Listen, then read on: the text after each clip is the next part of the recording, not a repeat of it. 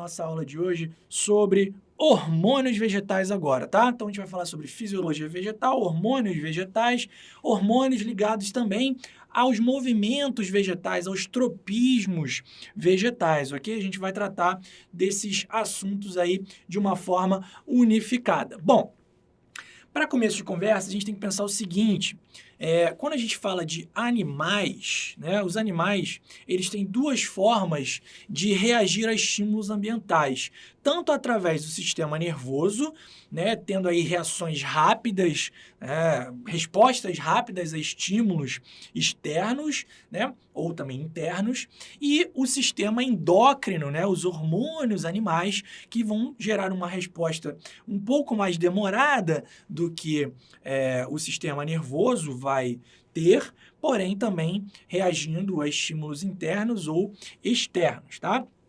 Nos vegetais, nós teremos aí os hormônios vegetais que vão também atuar nessa reação a estímulos, tá? Tanto de duração de dia, quanto de temperatura, quantidade de água, enfim, eles vão reagir então aos estímulos ambientais, provocando mudanças aí nos vegetais, nas plantas como um todo.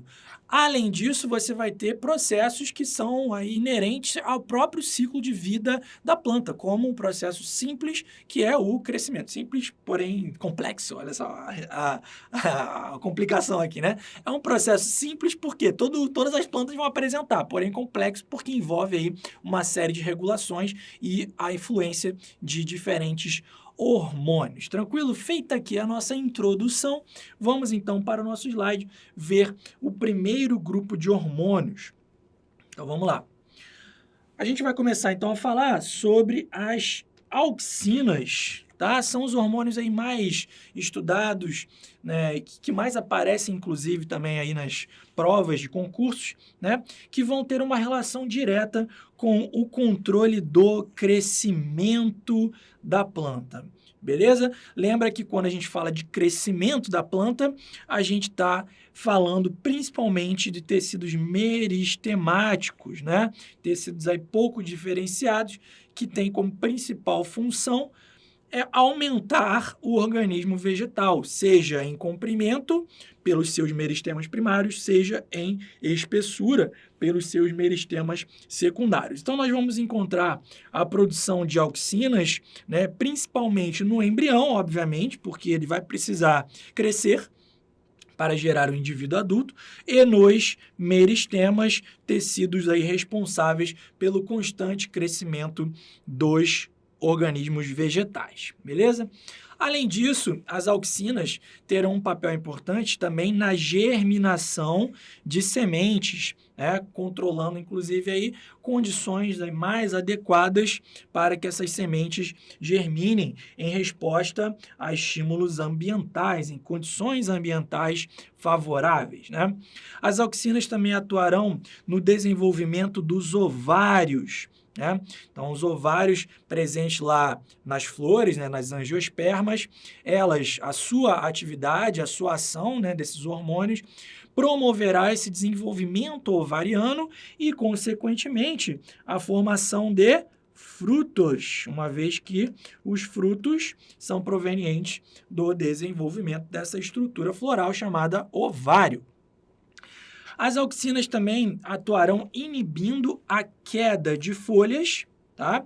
E aí, nós vamos ter como principal auxina o ácido indolacético, tá? Que a gente conhece aí para os íntimos como AIA, tá? O ácido indolacético é a principal auxina, perfeito?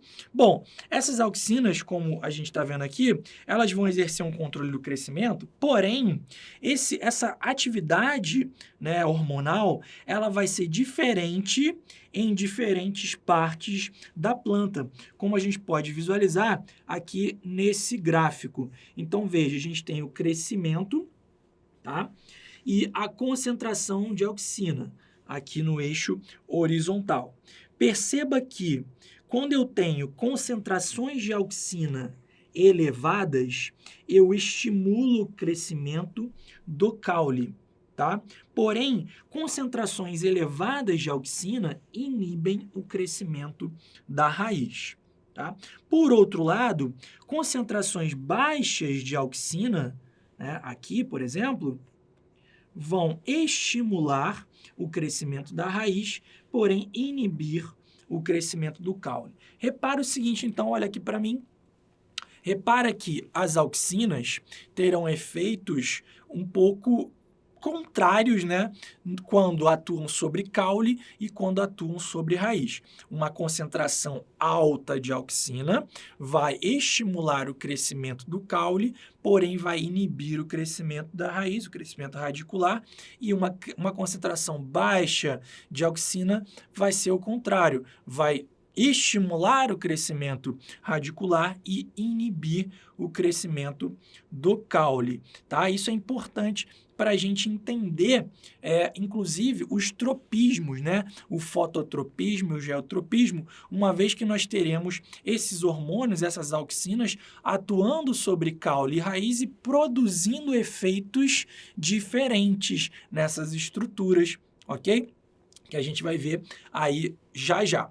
Além disso, a gente vai encontrar a chamada dominância apical, tá? Dominância apical que vai dizer o seguinte, enquanto você tiver lá a gema apical do caule intacta, ela vai estar produzindo lá no seu meristema essas auxinas, e essa produção de auxinas pela gema apical do caule inibe as gemas laterais, as gemas axilares do caule, ok? Então, por exemplo, quando um produtor, né, um agricultor, ele deseja que a sua planta ela cresça lateralmente, ela fique mais frondosa e menos alta, né? Porque imagina, para um produtor às vezes não faz muito sentido ele ter uma planta muito alta, né? Ele quer ramos mais baixos, mais fáceis de colher lá os seus frutos, enfim.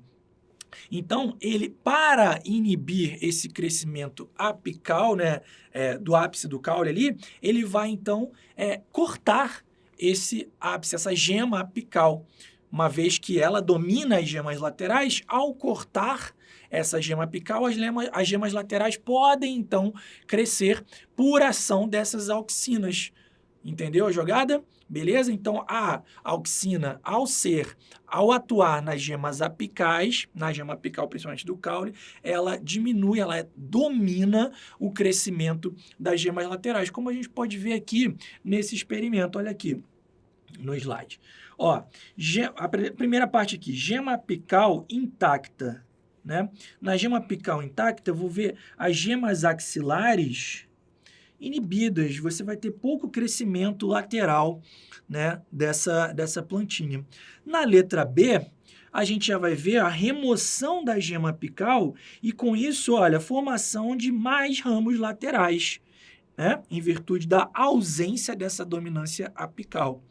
E na letra C, para comprovar essa dominância apical e a influência da auxina nesse processo, foi aplicado nessa região apical do caule, auxina, né, ali embebida ali numa gelatina, né, uma cápsula gelatinosa com auxina na gema apical, que foi decapitada, né, e isso inibe novamente o crescimento ali dos ramos laterais, tá? Então, veja que, conclusão dessa história, olha aqui para mim, as auxinas produzidas na gema apical, elas acabam inibindo o crescimento das gemas laterais. Perfeito? Beleza. Agora, como eu falei para vocês, essas auxinas elas atuarão de forma diferente no caule e na raiz. Então, uma concentração grande de auxina no caule vai promover o seu crescimento, porém vai inibir o crescimento lá na raiz, perfeito? Então, veja o seguinte, quando a gente fala que as plantas elas apresentam um fototropismo, né? Isso quer dizer que elas tendem a se direcionar naquela direção aonde existe a maior incidência de sol. Isso é fototropismo, perfeito? É lógico que elas vão fazer isso porque elas precisam de luminosidade para realizar o seu processo de fotossíntese. Então, é como se o caule procurasse a luz, né, para que ele possa direcionar, inclusive, as suas folhas, né, as folhas que estão associadas ali ao caule, para a luz, tá? Então, o caule vai apresentar um fototropismo positivo, enquanto que a raiz ela vai fugir dessa luz, né? Porque ela vai em direção à terra, uma vez que ela está associada à sustentação dessa planta, né? Então, ela foge da luz, ela tem um fototropismo negativo, ela vai em direção ao interior do solo para aumentar a sustentação e a absorção de nutrientes desse vegetal. Agora, qual é a influência que as auxinas vão ter com esse fototropismo positivo do caule e esse fototropismo negativo da raiz? É isso que a gente vai ver aqui nesse slide. Então, a gente já sabe, olha aqui, ó, que o caule apresenta, ó, fototropismo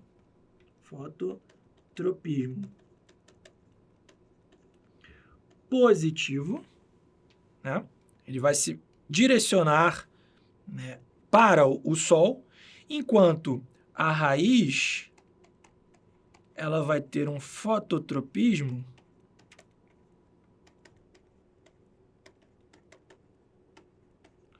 negativo. Ela vai se direcionar contra o Sol, não é verdade? Agora vamos ver o papel dessas auxinas nesse crescimento que vai, então, direcionar as estruturas da planta a favor ou contra o Sol, né? Veja o seguinte, quando eu tenho aqui, ó, considerando o caule, tá? Na verdade, isso aqui é um caule primitivo, mas vamos considerar ele o caule formado. O que acontece é que eu estou tendo luz incidindo dessa direção aqui, beleza? Essas auxinas, pessoal, elas vão ser transportadas principalmente na parte oposta à direção da luz. Então, veja que elas vão se direcionar, elas vão se movimentar nessa região aqui, ó, oposta à direção da luz, né? Lembra que nós estamos falando de caule e lembra que alta concentração de auxina aumenta o crescimento do caule, não é verdade? Então, essas auxinas posicionadas nesse lado do caule fazem com que ele cresça mais, olha só, fazem com que ele cresça mais do que esse lado aqui, que vai ter uma menor quantidade de auxinas. Então, olha aqui para mim. Se eu tenho esse lado aqui com mais auxinas crescendo mais do que esse lado aqui, ele acaba crescendo, então, e fazendo uma curvatura. Então, imagina que a luz está vindo desse lado, né? Esse crescimento diferencial vai, então, encurvando o caule em direção à luz. Fototropismo positivo, porque o caule ele é estimulado por uma alta concentração de auxinas. Perfeito? Então, ele vai crescer por conta disso. Na raiz, acontece o contrário. Olha aqui no slide, ele não está representado aqui, mas a gente pode fazer essa analogia. Então, veja que na raiz, da mesma forma, você teria uma concentração de auxinas na direção contrária à luz. Só que a gente sabe que na raiz ela vai crescer mais com uma concentração menor de auxinas, que seria o quê? No lado a favor da luz, não é verdade? Então, ela cresceria mais desse lado e menos desse lado, encurvando a raiz nesse sentido. Isso se a raiz estivesse recebendo luz, tá, pessoal? Isso se ela estivesse recebendo luz. Então, ela apresentaria um fototropismo negativo, perfeito? Ela está fugindo ali da luz. Você pode, olha aqui para mim, você pode, por exemplo, fazer um experimento desse tipo em que você tem um substrato que é gelatinoso, transparente, que a raiz está posicionada ali e a luz consegue incidir sobre essa raiz. Então, você perceberia ali um fototropismo negativo, essa raiz então crescendo, né, mais do lado onde tem menos auxinas. Porque uma vez que as auxinas se depositam do lado contra a luz, né? Então, olha aqui, mais uma vez, exemplo, raiz. A luz está vindo daqui. tá? Eu tenho mais auxinas do lado contrário à luz, porque elas vão se posicionar contra a luz, perfeito? Então, desse lado aqui, que tem menos quantidade de auxina, é que a raiz vai crescer mais, porque lembra que na raiz as auxinas vão estimular o crescimento da raiz em menor concentração. Então, esse lado aqui cresce mais e ela vai se curvar contra a luz, fototropismo negativo. Maravilha? Então, isso garante que o caule cresça em direção à luz e a raiz cresça contra a luz, aumentando a sua profundidade, aumentando a sustentação dessa planta. Beleza? Agora, existe um outro tipo de tropismo, que é o geotropismo ou gravitropismo, né? Geo de terra e grave de gravidade. O raciocínio é o mesmo. A gente vai perceber que o caule ele tem um geotropismo ou gravitropismo negativo, né? Porque ele cresce contra a gravidade, contra o sentido do solo, porque ele precisa crescer para cima, né? Imagina se o caule crescesse, né, num geotropismo positivo, ele ia se enterrar, certo?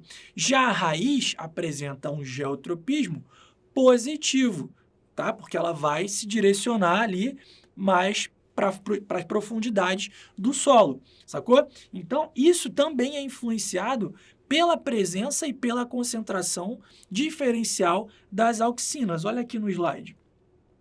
Se você pegar uma planta, um vaso de plantas, e virar ele de lado e deixar, obviamente, por um bom tempo, e você desconsiderar o fator do fototropismo, considerar apenas o geotropismo, o que vai acontecer aqui? Pela ação da gravidade, no caule, você vai ter uma concentração maior de auxinas na parte de baixo desse caule. Lembra o que acontece no caule quando tem muita auxina? Ele vai crescer mais, né? Então, se ele cresce mais, esse lado cresce mais do que o lado contrário, consequentemente, o caule vai se curvando para cima, né? Geotropismo negativo. Ele está fugindo do solo, ok? Na raiz é o contrário. Se você tem, então, uma concentração de auxinas na parte de baixo, aqui, por conta da gravidade, e a raiz ela cresce mais quando tem menos auxinas, então o lado de cima vai crescer mais do que o lado de baixo. Com isso, ela vai crescer em direção ao solo e, por isso, geotropismo positivo. Sacou o esquema, pessoal? Então, olha aqui para mim de volta. É por isso que as auxinas estão totalmente relacionadas aqui com o fototropismo e com o geotropismo, que são movimentos, né, das plantas relacionados, respectivamente, à incidência e à direção da luz e também à presença ali, a posição do solo relativa às plantas, às suas estruturas. Tranquilo? Volta aqui no slide. Isso aqui a gente já conversou. Agora, além das auxinas, né, as auxinas são os hormônios mais cobrados aí em provas, além das auxinas nós temos as outros hormônios, né, vegetais que vão aparecer em menor quantidade nas questões, porém é interessante você conhecê-los também.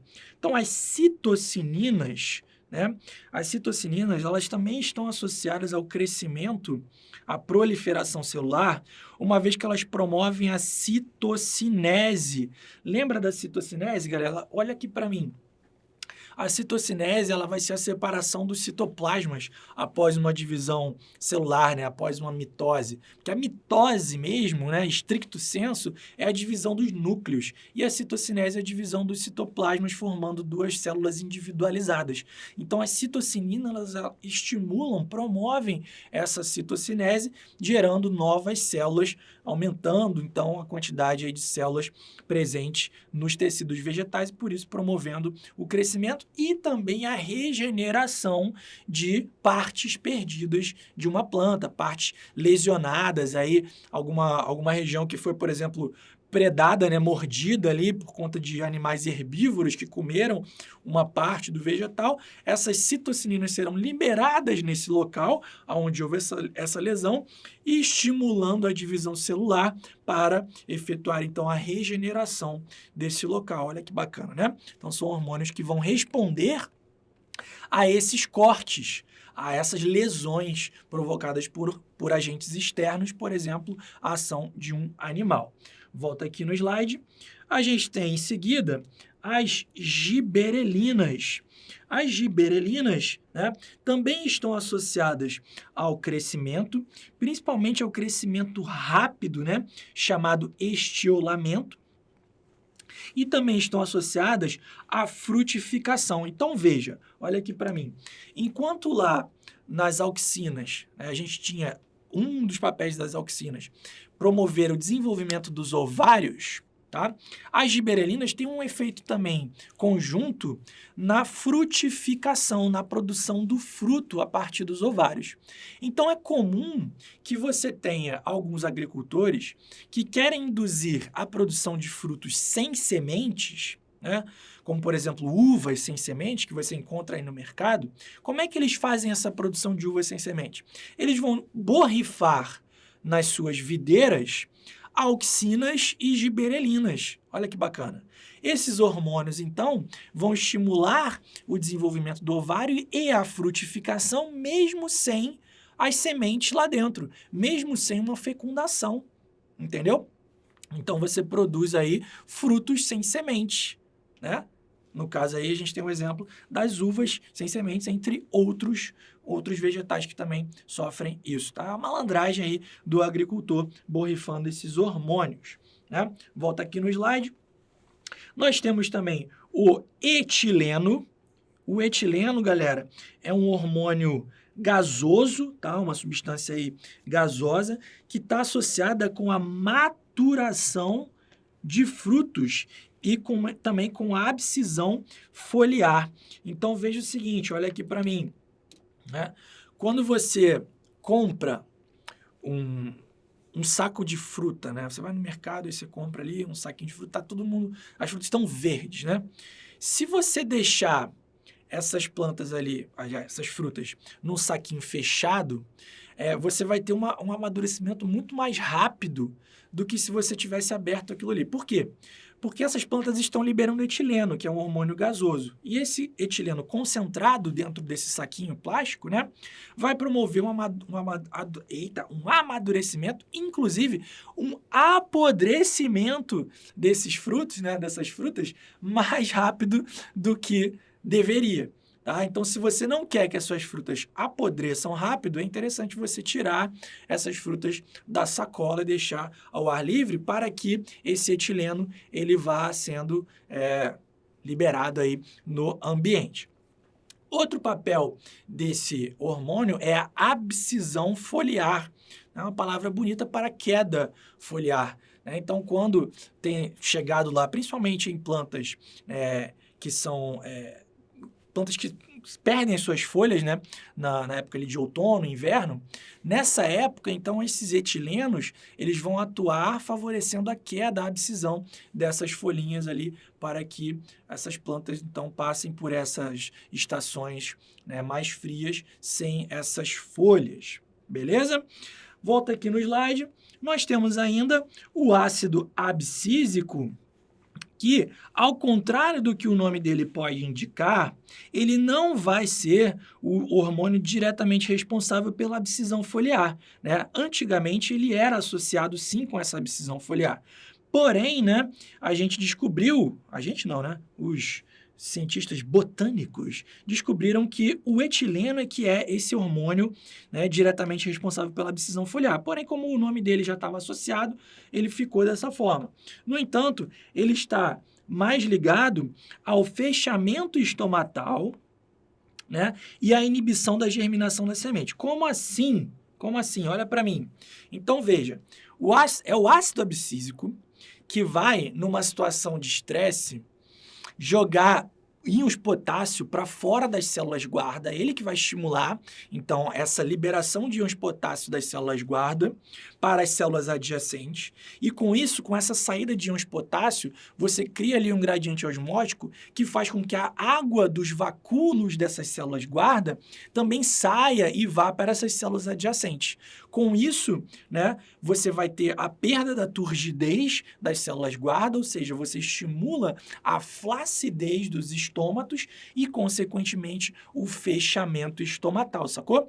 Então, é esse ácido abscísico que vai atuar diretamente no fechamento dos estômatos em resposta a uma situação de estresse hídrico, de falta de água para o vegetal. Além disso, ele vai também inibir a germinação da semente. Então, imagina que você tem lá uma semente no solo que não está em condições ideais, ela não tem, por exemplo, uma quantidade adequada de água para a sua germinação. O ácido abscísico vai impedir, então, essa germinação.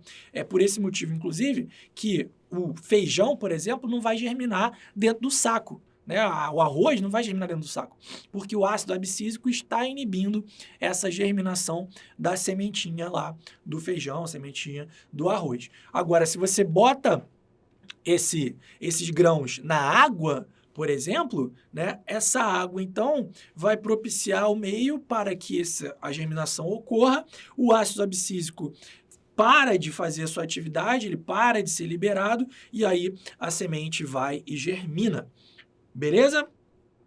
Volta aqui no slide. Galera, para a gente fechar aqui, então, esse módulo sobre hormônios vegetais, na verdade, a gente vai ver algumas substâncias aqui que não são hormônios, olha só, né? Só que como eles têm um papel aí também na regulação de diversas atividades, né, nas plantas, eles são estudados junto com os hormônios, né? Que, na verdade, são os fitocromos. Galera, fitocromos são pigmentos, né, vegetais, tá?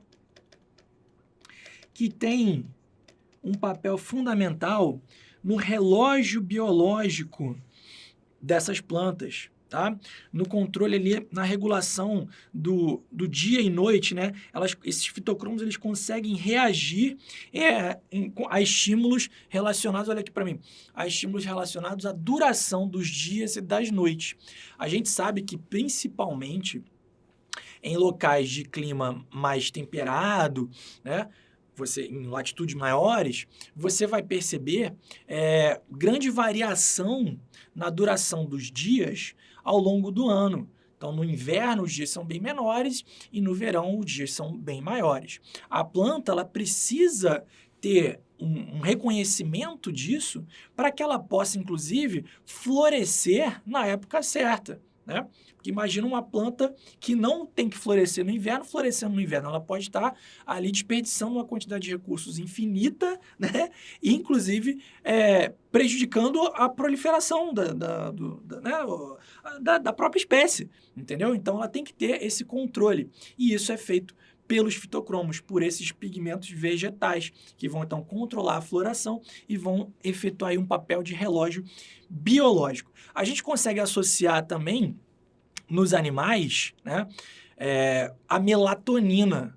Não sei se vocês já ouviram falar da melatonina, provavelmente já ouviram falar, né? Então, a melatonina é um hormônio produzido lá pela glândula pineal e que vai ter, então, esse papel também no ritmo circadiano, porque ela é produzida na ausência de luz. Então, se os dias são mais longos, você vai ter menor produção de melatonina. Se você tem dias mais curtos, você vai ter mais tempo escuro e maior produção de melatonina. Então, isso influencia em animais, por exemplo, em ciclos migratórios, épocas reprodutivas, né? Nos vegetais, o análogo, então, vai ser aí o fitocromo, ou os fitocromos, beleza? Outro papel também dos fitocromos é o controle da germinação em virtude das estações do ano também. Então, como é feito esse controle pelos fitocromos? Volta aqui no slide. Veja só, nós vamos ter dois tipos de fitocromo. O fitocromo R, que é de red, tá? Vermelho. E o fitocromo F, aqui ele está como FR, né? Seria de far red, tá? De vermelho distante. Então, é o R de vermelho e o FR de vermelho distante, né? De far red. Beleza? Esses dois fitocromos, eles são interconversíveis, né? O R, ele é conversível em F e vice-versa. Mas qual é o grande lance dessa conversão? Veja só, Durante o dia, o fitocromo R, ele vai ser convertido em fitocromo F de uma forma bem rápida. Tá? E durante a noite, eu vou ter a conversão de fitocromo F em fitocromo R de uma forma lenta. Beleza? Então, o que isso vai indicar para a gente? Olha aqui para mim.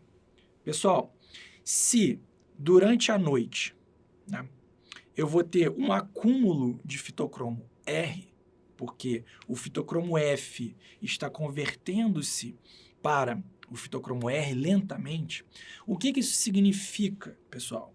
Que quanto maior a duração da noite, maior o acúmulo de fitocromo R na planta. Né? Consequentemente, quanto maior a noite, menor o dia.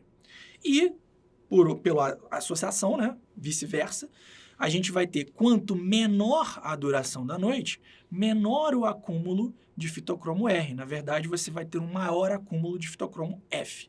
Então, essas diferenças nas quantidades de fitocromos R e F ao longo dos dias vão dizer para as plantas o que está acontecendo com a duração dos dias e das noites.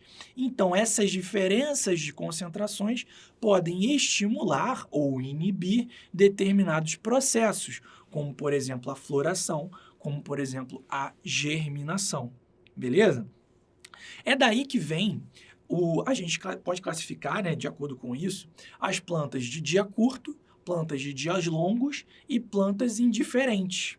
Tá? As plantas de dia longo estão favorecendo o fitocromo F, porque ele é acumulado ao longo do dia. As plantas de dia curto, né, estão favorecendo o fitocromo R, porque ele é acumulado ao longo da noite e durante o dia você vai ter pouco tempo para converter ele em fitocromo F, beleza? E as plantas indiferentes, elas tanto faz. Ok? Elas não estão aí nem tendendo para um lado, nem tendendo para o outro. Então, a ideia que você precisa ter aqui é que as diferentes concentrações desses fitocromos, num período de tempo, indicam, então, as condições ambientais para as plantas e, consequentemente, podem estimular a liberação de hormônios, aí sim, que vão estimular a floração ou inibir a floração, estimular a germinação, inibir a germinação. Então, lembre que fitocromos não são hormônios, porém, o seu acúmulo pode sim desencadear a produção de hormônios que vão, então, gerar respostas aos estímulos ambientais causados pela duração do dia e da noite. Beleza, galera? Então, olha só, a gente vai finalizando aqui esse módulo, tá?